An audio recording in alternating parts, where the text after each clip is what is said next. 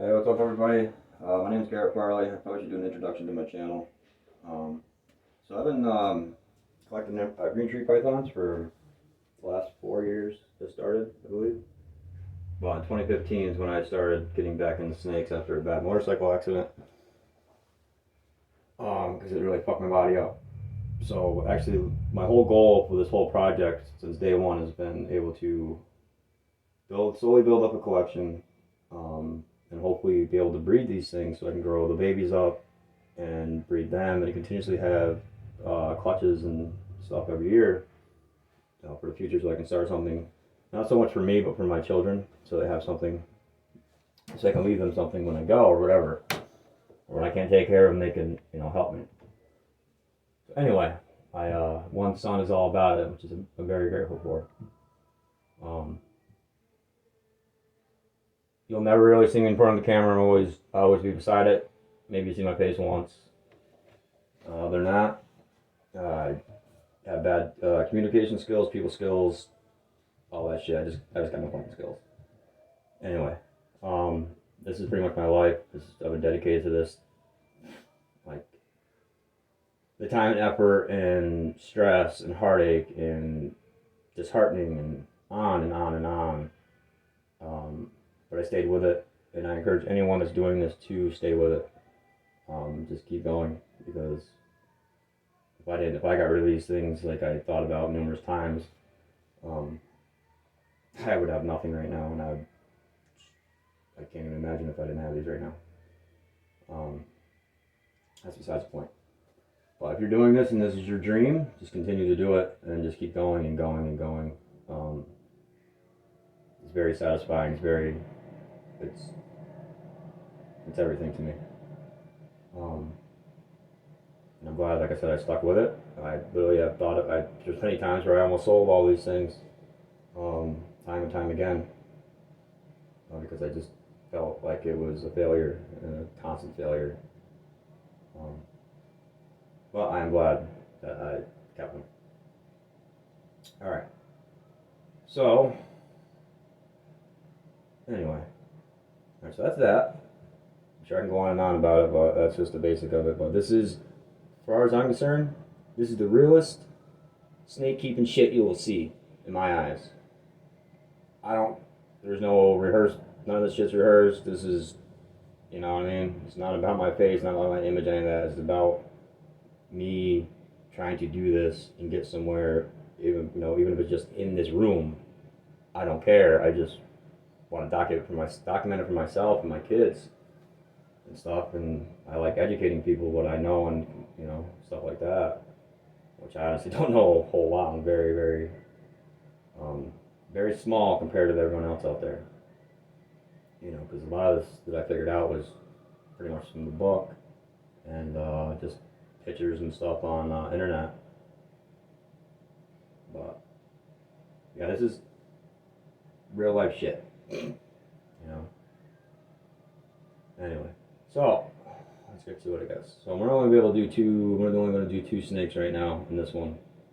So I'm going to start off with my best pride and joy snake, and I'm still cannot believe I was able to obtain him. Alright. And by the way, this is my face. Alright, so this is an Amazon Basin Emerald Tree Boa, or Amazon Basin Tree Boa. Okay, I got him from Ed Marino. He is a textbook basin. He was produced by Ed Marino, like I said. His birth date was 10/13/2020, and he was from SF8 crossed with Flag. I believe it's Flagstaff. But I was blessed enough to be able to go to meet Ed and go to his facility. I wouldn't say little,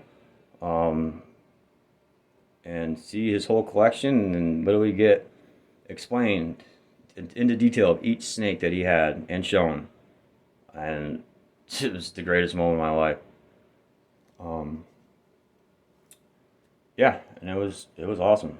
And I would do it over and over and over again if I could. So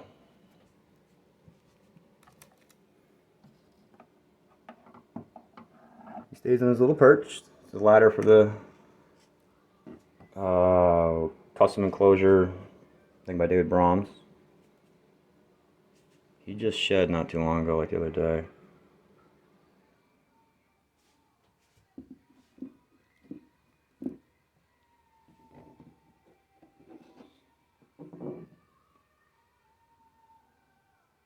He's pretty wild. He's very chill. I'm sure my camera, my filming here sucks. I'm sorry. Some light.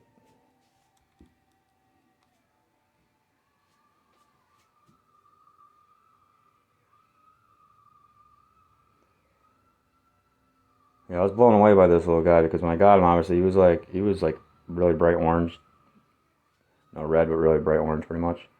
And he changed like dramatically. Like all that black just keeps showing up more and more, like by the day. Oops. I'd love to get a diamond female from him as well to pair with this guy in the future. He eats rat pups, and I weigh the rat pups for him. Make sure they're a certain gram, because you don't want to give these guys. You don't want to feed them something that's too heavily, or actually too small. So you gotta like right around the perfect mark. So he's eating like 20 gram rat pups, 21 gram, 22 around there.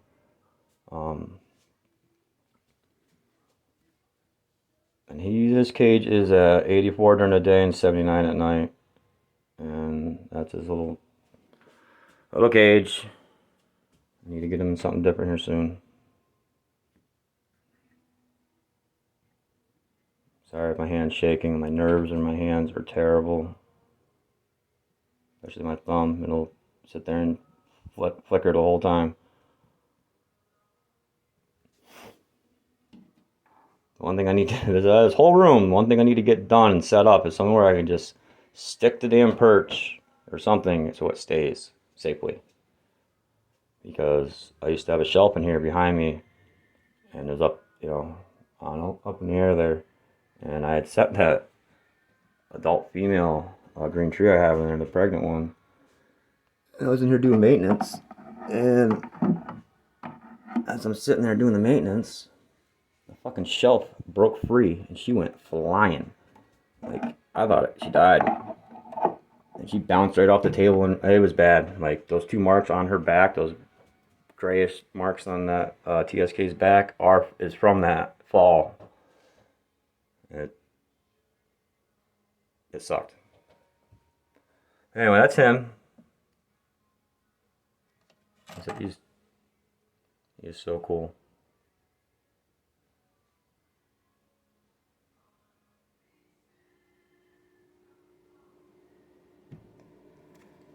All right.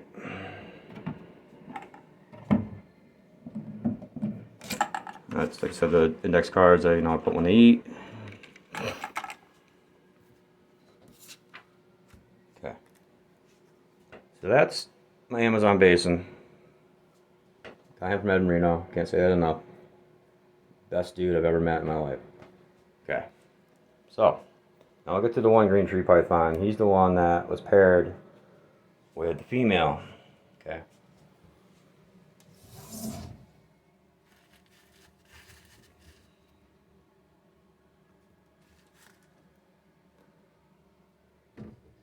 Okay. Him, he resembles like a pure Capio. He's got bright yellow eyes, you know what I mean? Everything but he didn't stay yellow. But other than that, he's identical to a pure Capio. And I'll explain in a second. Okay. I'm trying to set this fucking thing. Probably should figure this all out before I start filming, huh?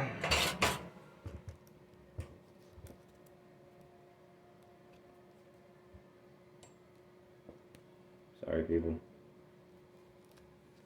I said I'm not the best at any of this shit. first time.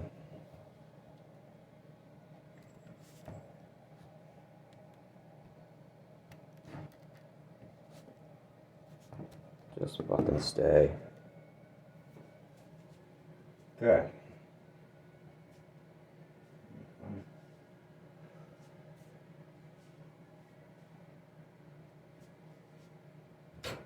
Yep, right there on the floor.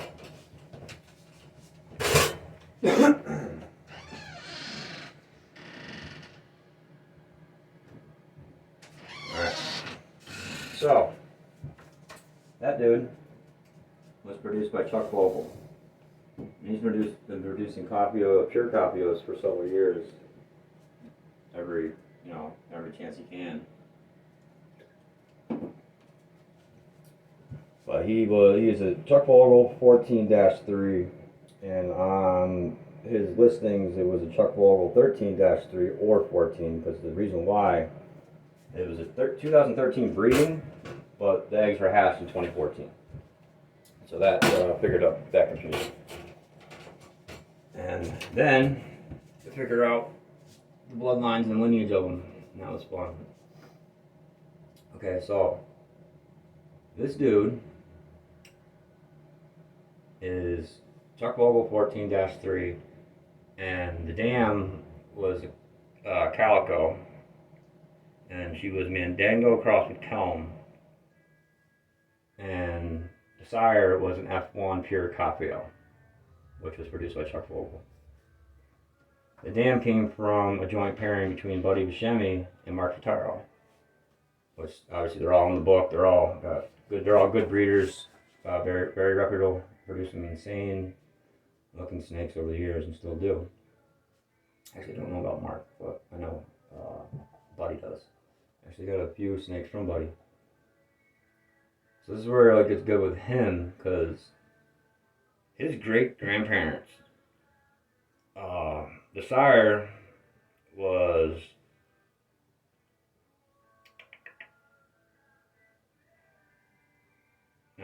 great grandparents. The great grandparents of him is the sire is GM 99-09, which is Greg Maxwell, aka Calico Jr., which is the shit. The dam was Trooper Walsh 144-94, which, once again, fucking Lemon Girl. So that right there is awesome. The grandparents were, the sire was another Greg Maxwell one owned by, the grandparents were the one owned by Mark Spataro, which was GM 0418. And the dam was Kelm, which was a wild caught hormonal blue by Buddy Buscemi. So that's how he became. And like I said, the Mandango, which was produced by Kelm and the other one there, sorry. So he's got some very nice potential bloodlines in him, and lineage and shit. So I'm very interested to see what will happen with if those eggs are viable when they hatch, what the baby's gonna look like, because obviously Copios are known to be yellow. Most of them don't stay that way, but some Chuck Vogels do. And she, on the other hand, is a designer yellow, high yellow. So I don't know how that's gonna work, but I guess we're gonna find out. So I'm very lost at words and unbelievable ecstatic for that to happen. Even I can't explain. But yeah, that's him, and that's him. And I feed him during breeding season small rats as well. Other than that, during the off season, he eats mice, one large mouse every time I feed. And believe it or not, the whole time during breeding, that snake ate every time. He hunted while breeding. Like, no shit. He would be locked up while hunting. Like, he'll be hunting while he's locked up. Like, dude is an insane breeder. He never went off food, so that's a plus. He'll just breed all the time. Nothing stops him. So, like I said, I'm pretty sure he got the job done, because that's definitely how it looks.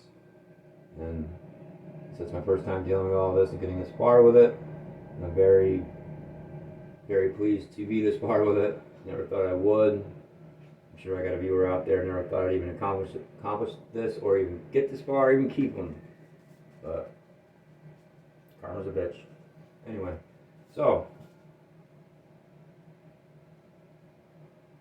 that's pretty much that with those two.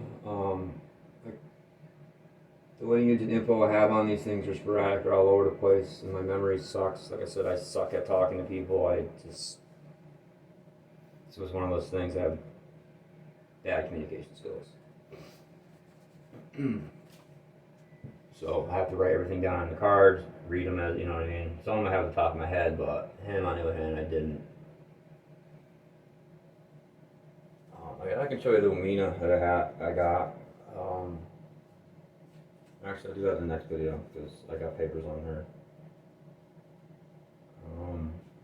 Yeah, I hate to keep going on and spacing off and shit, but that's another thing about me. I'll start a conversation, but trying to say something, and then I'll get like right to the end, and for some reason, a lot of times I'll finish the ending or the answer in my fucking head without saying it, and I just leave it blank. It's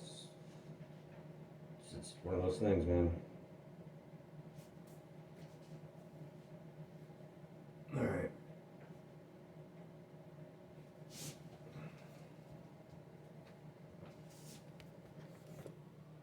His temp is at 84, 85 for some reason. At 85 right now. He's always preferred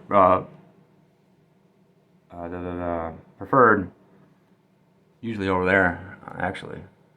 Same thing with this guy. Always on the cool side. And that shit's at like 82, 83. He hates the heat.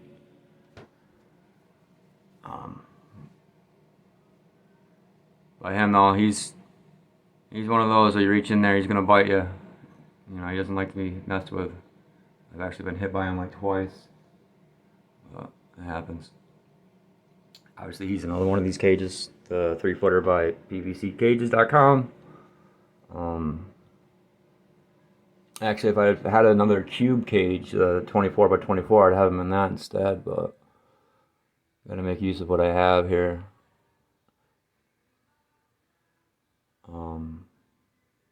Yeah. Like I said, I'm in here all the time, just trying to. I look in here. I stand in here and I look, and I'm trying to think of anything else I can do to make it better, and shit. And I come up with these stupid elaborate ideas that never get done. Or if I start them, I think, oh, it didn't fucking work. Fucking whatever. But this is pretty much all from me because I'm the only one that sees this. You know, obviously I'm filming and trying to show you guys. I'm actually doing this video because Jaffy Exotics reached out to me on my my YouTube channel, left a comment, asked me to do this. So, yeah, why not? I was gonna do it anyway, but it's great. I run Bavarian Electronics stats. That's the 300 times 2, so I can run this one and this one. Both have night drops. Then I run one of those. Same thing, it's 300 times 2.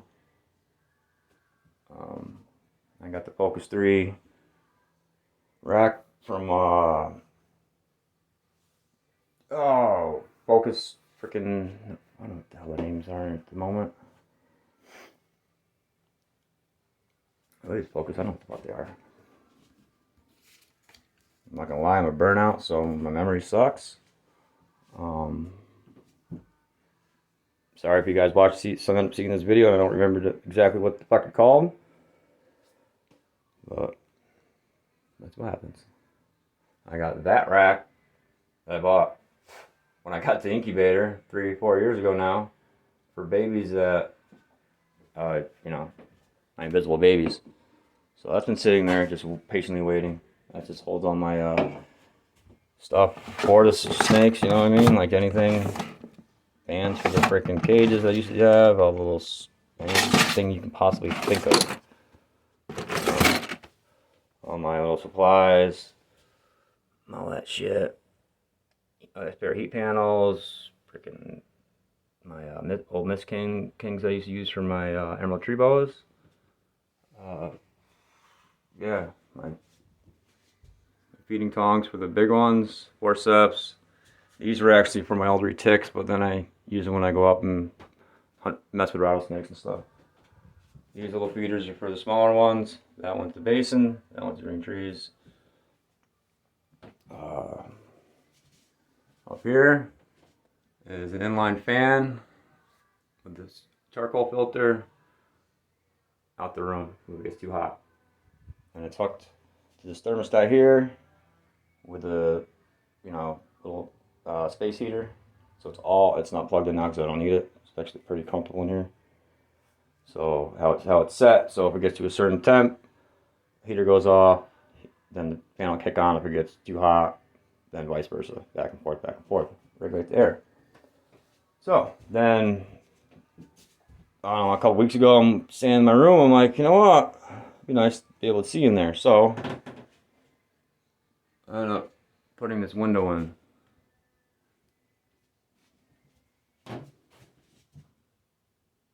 So I can see what's going on. That's pretty badass. And this is pretty much my room that I built just for these snakes to keep them away from everything else in the house because I heat it with wood stove. I got dogs, got kids, all that shit. So I wanted a nice, clean, easy maintained room. And I finally pretty much got it dialed down to that way. This is all outside wall. You know what I mean? My house's insulation is shit for the most part. So I put that up, keep any cold air, any drafts out. And it's been pretty mint. Very, very proud of myself that I was able to accomplish all this. And this is from the outside looking in. My idea is I'm trying to side it, so if you're looking at it, it looks like you're outside of a house looking into a room.